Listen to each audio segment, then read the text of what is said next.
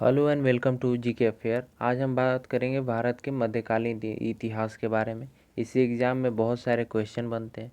तो मध्यकालीन इतिहास के तीन भाग हैं। पहला है दिल्ली सल्तनत, दूसरा है मुग़ल काल, तीसरा है यूरोपियन कंपनी। तो पहले हम बात करेंगे दिल्ली सल्तनत। 712 ईस्वी से लेकर 1200 ईस्वी का जो समय है, ये दिल्ली सल्तनत से ठीक पहले का समय है। इसमें हम पढ़ेंगे कि भारत में कौन कौन सी लड़ाइयाँ लड़ी गई और इसका भारत पर क्या प्रभाव पड़ा। तो चलिए शुरू करते हैं। सबसे पहले हम बात करेंगे भारत में अरब का आक्रमण। भारत में बहुत सारे आक्रमण हुए, कुछ अरब ने किए, कुछ तुर्क ने किए। तो पहले हम पढ़ेंगे अरब का आक्रमण। तो अरब के आक्रमण का कारण क्या था? तो सिलोन के शासक, जो आज का श्रीलंका है, उसने अपने जहाज़ों में सोने, चांदी और मुस्लिम सैनिकों की विधवा और बच्चों को अरब भेज रहा था।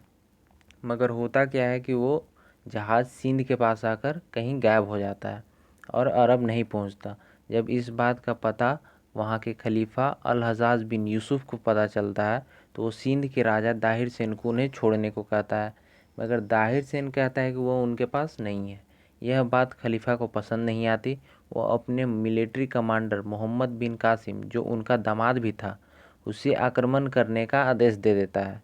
तो बात है सन 712 ईस्वी की, जब मोहम्मद बिन कासिम देबुल, जो कि सिंध का बंदरगाह था, वहां आकर अटैक कर देता है। तो याद रखिएगा, मोहम्मद बिन कासिम पहला मुस्लिम अटैकर था जिसने भारत पर अटैक किया था, और दाहिर सेन सिंध का लास्ट हिंदू शासक था। तो मोहम्मद बिन कासिम और दाहिर सेन के बीच एक युद्ध लड़ा जाता है, जिसे हम रेवार का युद्ध भी नाम से जानते हैं, जिसमें दाहिर सेन की हार हो जाती है और उन्हें मार दिया जाता है। मारने के बाद मोहम्मद बिन कासिम लूटपाट करता है और सोने चांदी गुलामों को भर भर के अरब भेजता है।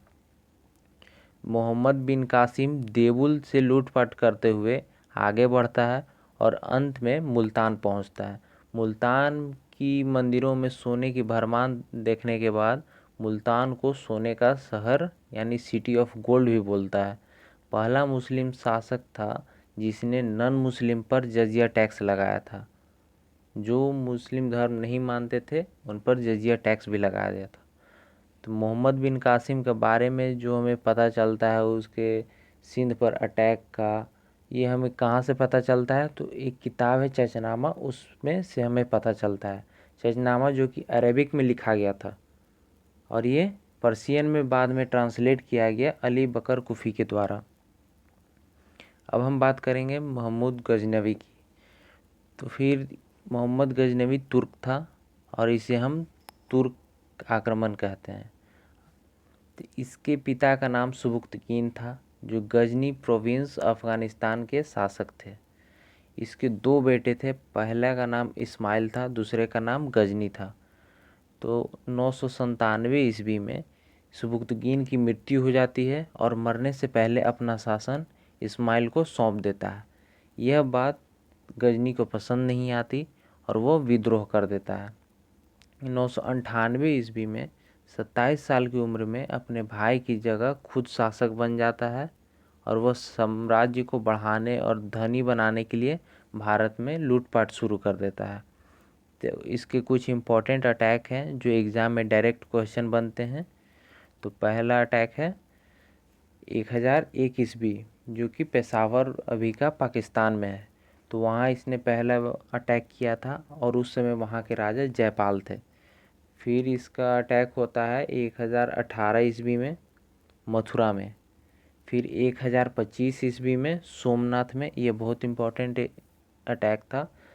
अगर पूछता है एग्ज़ाम में कि ये कौन सा अटैक था, तो ये 16वां अटैक था।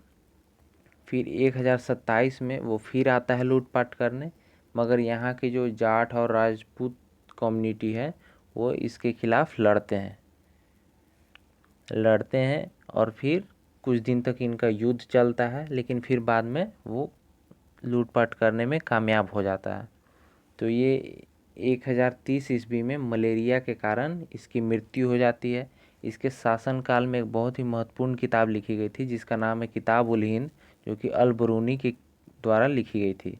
इसके शासन में कुछ फेमस हिस्टोरियन थे जैसे कि उतवी, फारूकी, फिरदौसी, सिस्तनी। इसके बाद आता है मोहम्मद गौरी। मोहम्मद गौरी भी गौर प्रोविंस जो कि अफ़गानिस्तान में है वहाँ का शासक था। इसने भारत पर कुल 5 बार अटैक किया था। तो इसके भी अटैक के बारे में हम जानते हैं। 1175 ईस्वी में इसने पहला अटैक मुल्तान में किया था, जो आज का पाकिस्तान में है। वहाँ के किंग उस समय मुलराज थे, जो कि इसने वहाँ जीत लिया था। फिर दूसरा अटैक इसने 1178 ईस्वी माउंट आबू, जो कि राजस्थान में है, वहाँ किया था। उस समय वहाँ के राजा भीमदेव सेकंड थे, वहाँ इसे हार मिलती है। इसके बाद 1191 ईस्वी में बहुत ही फेमस लड़ाई लड़ी गई थी, जिसका नाम है तराइन का प्रथम युद्ध, जो कि उस समय वहाँ के राजा पृथ्वीराज चौहान थे। इसमें मोहम्मद गौरी को हार मिलती है। इसके अगले ही साल वो फिर दोबारा अटैक करता है, जिसे हम तराइन का दूसरा युद्ध भी के नाम से भी जानते हैं, जिसमें पृथ्वीराज की हार हो जाती है। और 1194 में चंदवार का युद्ध, जिसमें कि वहाँ के राजा कन्नौज के जो राजा थे जयचंद, वहाँ ये फिर जीत जाता है। Thank you.